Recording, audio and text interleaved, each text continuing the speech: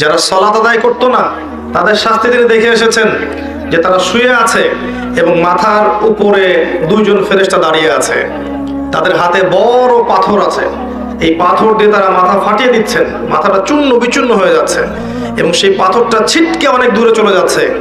এরপর সেই পাথর তারা আবার আনতে যাচ্ছেন, এই ফাঁকে এই মাথাটা আবার আগের জায়গায় চলে আসছে, আবার পাথরে নিয়ে আবারও মাথার উপরে আঘাত করে মাথাটাকে চূর্ণ বিচূর্ণ করা হচ্ছে। কাদের শাস্তি? যারা ফরজ নামাজ পড়তো না, ঘুমিয়ে থাকতো।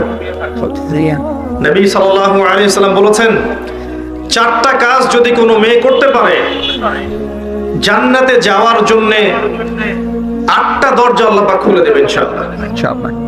মাত্র 4টা কাজ কোন নারী যদি করতে পারে, তার জন্য আল্লাহ পাক জান্নাতের 8টা দরজাই খুলে দেবে ইনশাআল্লাহ। যে দরজা দিয়ে ইচ্ছা সে প্রবেশ করতে পারবে। তার প্রথম কাজ হচ্ছে, যেই নারী 5 ওয়াক্ত সালাত আদায় করে।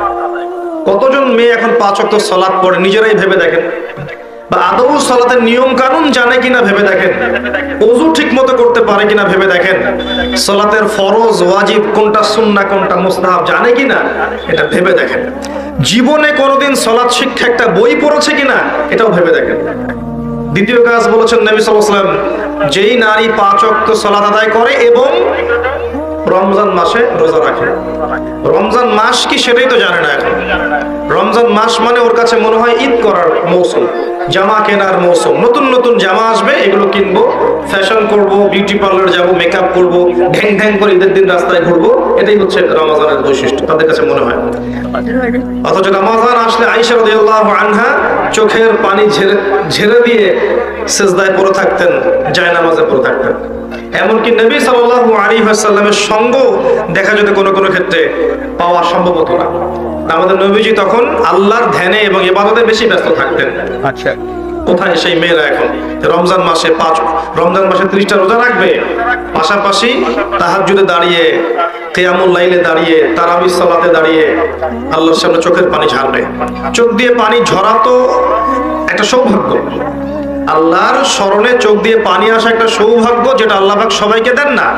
যেই চোখ দিয়ে সারাদিন জি বাংলা স্টার জলসা দেখছেন, পরপুরুষকে দেখছেন, অবাস্তব এইসব কাহিনীর সাথে বাস্তবতার কোনোই সম্পর্ক নাই। শিরকি মুশরিকি আকীদা, কুফরি আকীদা এগুলো শিখছেন, ওদের সংস্কৃতি শিখছেন, ওদের রং ঢং শিখছেন, ওদের মতো করে কথা বলছেন, ওদের মতো করে শাড়ি পরছেন, ওদের মতো করে খাচ্ছেন, উঠছেন, বসছেন। এই চোখ দিয়ে আল্লাহর পানি বের হবে কখনো? এই চোখ দিয়ে আল্লাহর পানি বের হওয়ার সৌভাগ্য হবে কখনো? কোশ্চিন কাল হবে।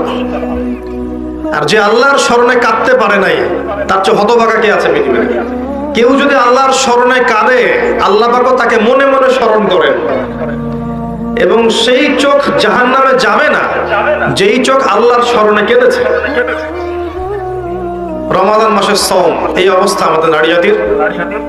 তারপর দেখবেন তৃতীয় কাজ নবীজি বলেছিলেন, যারা লজ্জাস্থানের হেফাজত করতে পারবে, নামাজের সাথে রোজা, এরপর লজ্জাস্থানের হেফাজত করতে পারবে, তার মানে খাস পর্দা করতে পারবে।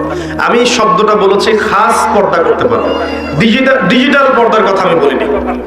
ডিজিটাল বোরখা চলবে না, যেই বোরখা পরার পরেও শরীরের সমস্ত কাঠামো বোঝা যায়, কোন অঙ্গ কতটুকু উঁচু নিচু, এই বোরখা এখনই জ্বালিয়ে পুড়িয়ে দিতে হবে, এই বোরখা চলবে না। আপনাকে এমন বোরখা বানাতে হবে যেটা এত ঢিলে ঢালা, যেটা পরার পর দূর থেকে পর্যন্ত না, কাছ থেকেও যেন আপনার শরীরের কোনো অঙ্গের কাঠামো বোঝা না যায়, এবং বাহির থেকে তো ভিতরের অঙ্গ দেখার প্রশ্নই ওঠে না। ডিজিটাল পর্দা বাদ দেন। তারপরে পর্দা বলতে শুধু এটাই নয়, কথার পর্দা আছে, চাহনির পর্দা আছে, হাঁটার পর্দা আছে, কথাবার্তার পর্দা আছে, চোখের পর্দা আছে, মনের পর্দা আছে। এই সমস্ত বিষয়গুলো না আসা পর্যন্ত পর্দা পরিপূর্ণ হয় না। যদি খাস পর্দা করে আপনার মেয়েটা কফি হাউসে বসে তার বয়ফ্রেন্ডের সাথে কফি খায়, এই পর্দার কি কোনো দাম আছে? এটা হচ্ছে ঘরের জানালা বন্ধ করে দরজা খুলে দেওয়ার মতো পাপ। এই বোকামি কেউ করবে? শুধুমাত্র পোশাকটাই পর্দা নয়, মনের পর্দা আছে, চরণে বরণে পর্দা আছে, কথায় পর্দা আছে, চোখের পর্দা আছে। শোনেন, সূরাতুল কাসাসের মধ্যে আল্লাহ রাব্বুল আলামিন মুসা আলাইহিস সালামের একটা গল্প উল্লেখ করেছেন, ঘটনা, যে মুসা আলাইহিস সালাম যখন শুআইব আলাইহিস সালামের কওমের মধ্যে গেলেন, সেখানে তিনি একা ছিলেন, কারণ তিনি মার্ডার কেসের আসামি হয়ে গেছেন। ফিরআউন তাকে ধাওয়া করছে, তার দলবল। তিনি চলে গেছেন মাদিয়ানে, সেখানে গিয়ে বসে আছেন। দেখছেন দুইজন মেয়ে পানি নিতে এসেছে, কিন্তু মেয়েদের যেহেতু শক্তি কম, অন্য মানুষরা তাদেরকে পানি নিতে বাধা দিচ্ছে। ওরা আগে আগে নিচ্ছে, মেয়েরা দাঁড়িয়ে আছে অসহায়ের মতো। মুসা আলাইহিস সালামের শক্তি ছিল, সাহস ছিল এবং অত্যন্ত ব্যক্তিত্ব সম্পন্ন একজন মানুষ ছিলেন। তিনি গিয়ে নিজে ওই মেয়ের দুটোর যে বালতি পানির, এগুলো নিয়ে নিজে গিয়ে পানি নিয়ে মেয়েদেরকে দিলেন, উপকার করলেন। এবার এই মেয়ে দুটো বাসায় চলে গেল। এদিকে মুসা আলাইহিস সালাম একটা গাছের নিচে বসে আছে। বসে তিনি আল্লাহর কাছে দোয়া করছেন, রব্বি ইন্নী বিমা আনজালতা ইলাইয়া মিন খায়রিন ফাকির। আল্লাহ, তুমি আমার প্রতি যে নিয়ামত দিবে, এর জন্য আমি ফকির হয়ে বসে আছি। ফকির হয়ে বসে আছে, কারণ তার তখন বাড়ি নাই, থাকার জায়গা নাই, খাওয়ার কোনো ব্যবস্থা নাই। তিনি তো পালিয়ে এসেছেন মিশর থেকে। তখন ওই দুই মেয়ের একজন মেয়ে হেঁটে হেঁটে আসলো। আল্লাহ রাব্বুল আলামিন ওই মেয়েটার হেঁটে হেঁটে আসার যে স্টাইল, সেটাও কোরআনের মধ্যে বলেছেন। এত সূক্ষ্ম কোরআন আমরা বুঝি না। তিনি বলেছেন আল্লাহ পাক যে মেয়েটা লাজুক ভঙ্গিতে হেঁটে মুসার কাছে আসলো। কি ভঙ্গিতে? লাজুক ভঙ্গিতে হেঁটে মুসার কাছে আসলো। এসে বলল, আমার বাবা আপনাকে বাসায় ডেকেছেন। তার বাবার নাম শুআইব আলাইহিস সালাম। এই যে মেয়েটা লাজুক ভঙ্গিতে হেঁটে এসেছে, এই কথাটা কোরআনে আছে। তার মানে মেয়েদের হাঁটার মধ্যেও একটা আদর্শ আল্লাহ দিয়েছেন। এখনকার এই জেনারেশনের হাঁটা কি লাজুক ভঙ্গিতে? এদের হাঁটা দেখলে শত শত না লক্ষ লক্ষ যুবক জেনায় লিপ্ত হয়ে যাচ্ছে হাঁটা দেখে। এই হাঁটা, চলাফেরা, পোশাক আশাক, এই ফ্রি মিক্সিং, বন্ধু বান্ধবী, এই সংস্কৃতি, এই যে চাচাতো ভাই কাজিন, এই সংস্কৃতি, চাচাতো ভাই চাচাতো বোন, খালাতো ভাই খালাতো বোন, এই ফ্রি মিক্সিং সংস্কৃতি। তারপর ইউনিভার্সিটিতে যাবে, নোট এক্সচেঞ্জ করা, কফি খাওয়া, তারপরে জেনা করা, বিছানায় যাওয়া, ব্রেকআপ হয়ে যাওয়া, এই সংস্কৃতি। চাকরি ক্ষেত্রে যাবে, সেখানে দেখবেন আপনার পাশে বসে আছে একজন নারী, মাশাআল্লাহ ফর্মাল ড্রেসে। আপনি ইমান রক্ষা করতে পারবেন? আপনি যাবেন, ব্যাংকে যাবেন, পলিটিক্যাল সেক্টরে যাবেন, গার্মেন্টস সেক্টরে যাবেন, আপনি কমার্শিয়াল সেক্টরে যাবেন, মার্কেটে যাবেন, যেখানেই যাবেন দেখবেন একদম সয়লাভ, ছেলে মেয়ের ফ্রি মিক্সিং এর সয়লাভ। আর কোথায় সেই আয়াত, ওই মেয়েটা লাজুক ভঙ্গিতে হেঁটে আসলো। সুবহানাল্লাহ। কোথায় কোরআন আর কোথায় বাস্তবতা?